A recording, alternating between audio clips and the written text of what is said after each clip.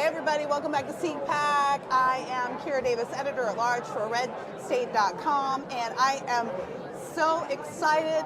I just ran into the most amazing person. He was just standing around like nobody knew that this guy was the most amazing person, just standing around by himself. So I grabbed him, I made him come over. I'm so pleased to welcome King Randall to the Town Hall Media booth. King, you are the founder and CEO. Would you say CEO? You can call it CEO, founder. Let's use CEO because it sounds really good. Sure, let's do that. At School for Boys in Atlanta. And you may have seen King on Twitter talking about his schools. What is so great about this young man is that he has identified needs in his community, and instead of waiting for people to come along and do something, he's decided to do something himself. So tell us a little bit about X School for Boys in Atlanta. Absolutely. All right, so I have the X for Boys program. We'll be turning it into the Life Preparatory School for Boys. This is in Albany, Georgia, so it's about 2.5 hours south of Atlanta. So what we're doing, we're teaching boys for the past 3 years how to work on cars, work on houses, welding, firearms training, you name it. We're doing all these different things with the boys, kind of trying to give them different opportunities. And kind of helping them, some of them get out of gangs, some of them bring up their grades in school, teaching them how to read, just kind of trying to keep them busy for the most part. And what I noticed working with the children, a lot of them develop over time with consistency, because I always tell people all the time, a one-time speech is not going to help the kids. Giving them a basketball and a football is not going to just fix them. You have to give them some real consistency, love, and discipline. Yeah. And once you give them that, they get that structure, they start to change their lives. Yeah. And I work with boys primarily between the ages of 11 and 17, because that's kind of that age you start to lose yourself as a young man, especially if you don't have a father figure. So that's kind of where we stepped in, and that's really a really brief spill of what I am and what I do. Well, what prompted you to start? You're young. How old are you? I'm 22 years old. 22 years old. What prompted you to start this program, this school? Absolutely. Well, I started the program when I was 19 years old. A friend of mine actually went to jail. He was an accessory to a murder. He was not there, but he was told to hide the weapon, and he got 30 years in prison for a classmate of mine.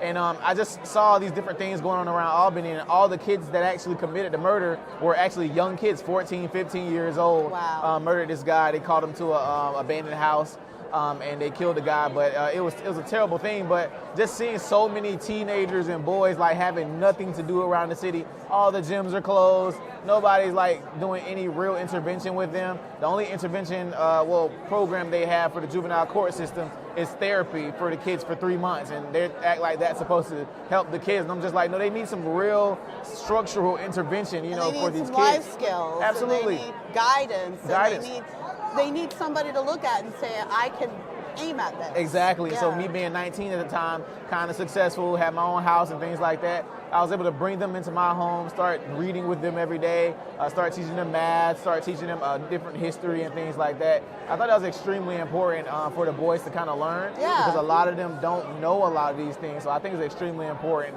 for me to kind of just give them different opportunities, show them what they don't know, and allow them to kind of maneuver on their own. What are some of the things they don't know? Oh man, well I grew up with my granddad, my former stepdad, my current stepdad, so I taught them how to grow their own food. I taught them just basic financial literacy. In the middle of Atlanta, you guys are learning how to grow your own I'm in food? South Georgia. I'm in Albany, Albany, Georgia. Oh, Albany, excuse me. You did say that, Yeah, so we're in 2.5 hours south. So I teach them how to grow their own food. You're teaching a bunch of black kids how to grow their own food. Yes, it's extremely important. We bought 40 acres down in Albany. I think it was last May. We bought 40 acres. And we're going to get some of that land cleared out to be able to teach them how to fend for themselves in the wilderness, teach them how to skin animals, find food, find water, basket weaving, whatever. How do they react to that? I mean, surely some of these kids have never even probably thought about growing a garden, let alone hunting an animal and skinning it and learning how to make use out of the whole thing. I mean, that's not something that, let's be honest, that's not something that you really learn. Of course. Growing up black in America. Absolutely. Well, for me, I grew up in the country, and my former stepfather was like that country guy. We grew everything we ate. We grew everything down to our seasonings. We had fruit trees. We had vegetables. Everything we had. We had chickens in the backyard for our eggs. literally everything. So for a lot of these boys, they don't think that they like this stuff until they actually do it. So for Thanksgiving, we actually harvested 4 turkeys for Thanksgiving, and they actually fed their parents and their families. We had a big Thanksgiving dinner, and they actually fed their family with the turkeys they harvested.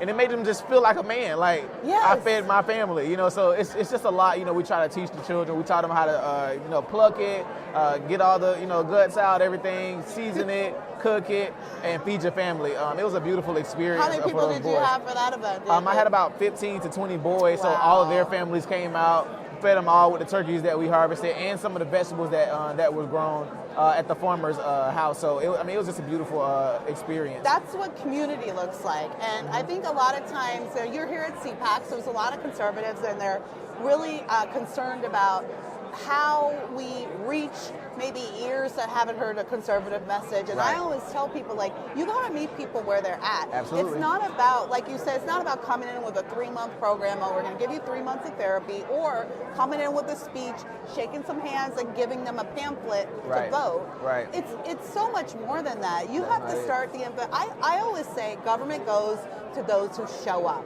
So who is showing up in the community is who people will follow and who people will vote for. Absolutely. And you're showing up in the community, and it's about a lot more than just teaching boys how to hunt. Absolutely. It's giving them something to aim at, and the difference between a boy who has no mentor and nothing to look towards and a boy who has some structure and some sense of what he can do in this world, it's night and day. Absolutely. Giving them that different confidence, making sure they understand who they are.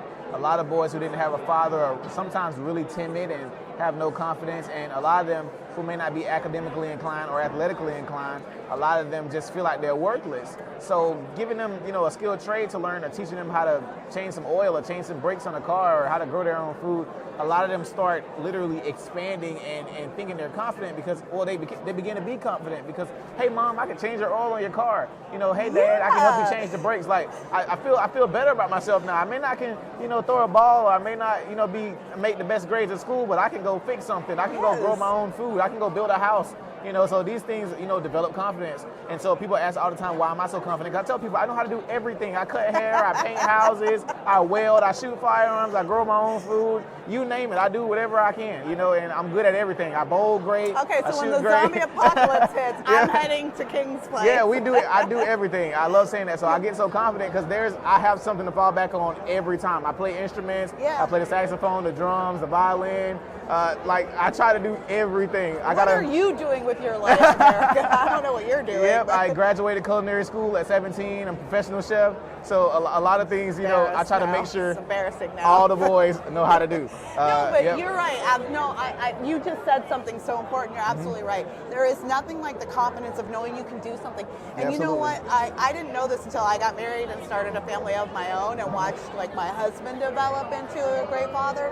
But a man who can provide for his family, absolutely, you can't buy that type of confidence. And I don't think enough young black men have that confidence. Absolutely. They don't know. It's no. Like you say, you don't have to be a super athlete, and you don't have to be a super smart Harvard guy. Right. Can you change your grandmother's tire? Yep. That's provision for your family. Yep. Can you take care of your family? There's empowerment in providing for your family. Absolutely. It just makes the kids feel a little different. It makes you feel better when you're able to take care of things, or go buy dinner for your girl or something like that, or take care of your kids. I mean, whatever. All that makes a difference. Or even being able to give your mom some money, or something when she may be struggling or something.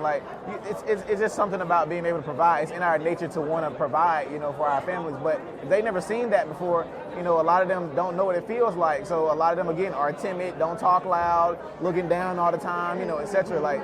It's really an interesting thing, just kind of watching them develop now. But all these things and all these habits I try to develop for them, help develop them into the young man I want to see.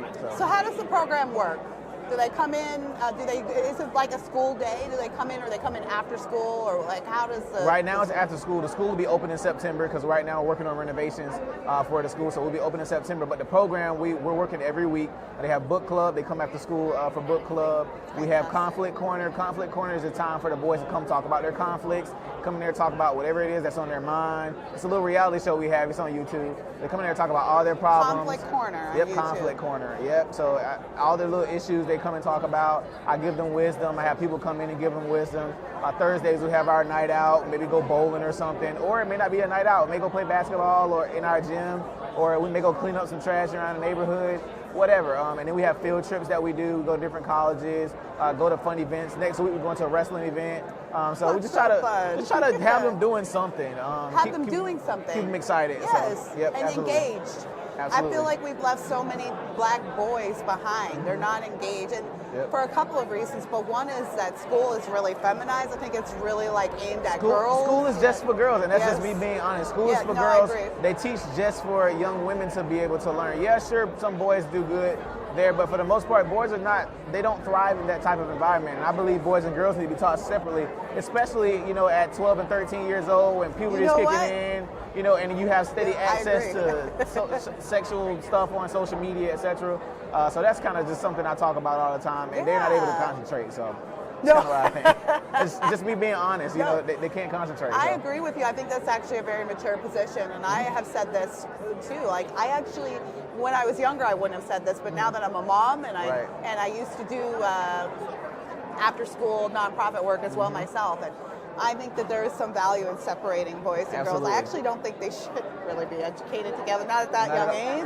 Not at all. I don't think believe so. in it. I'm so glad you said it out loud. I say it all the time. They need to be taught separately. There's things boys need to know, things girls need to know, and a lot of them just are not good talking together or being together all the time. So what are some of your needs that you have at the X School for Boys? Right now, Life Prep will be open in September, so we have a volunteer weekend March 18th through the 20th where people can sign up at thexforboys.org.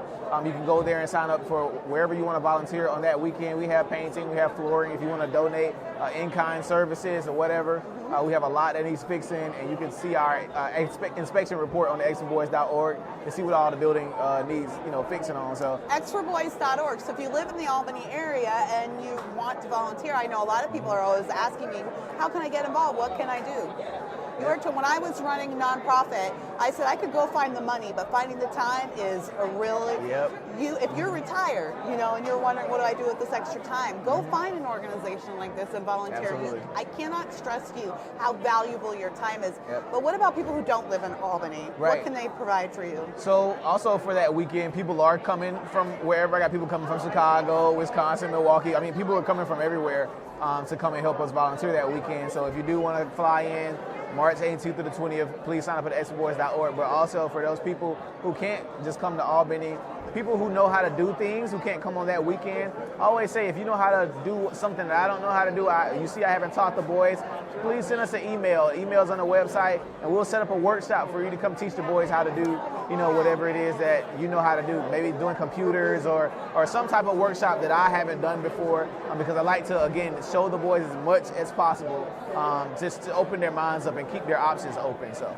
And send them money if you have money. You can send them money if you want to donate, xforboys.org, please go to our donate page. Please do. Go send this amazing young man money. I am so happy that you stopped by to talk to us today. Yeah, it's good to run into you. Good luck to you. Yeah, I am so happy. Good luck to you. God bless. Thank you. And if we can ever do anything to help your mission, you reach out to me. I appreciate it. Thank you so much. Good to you.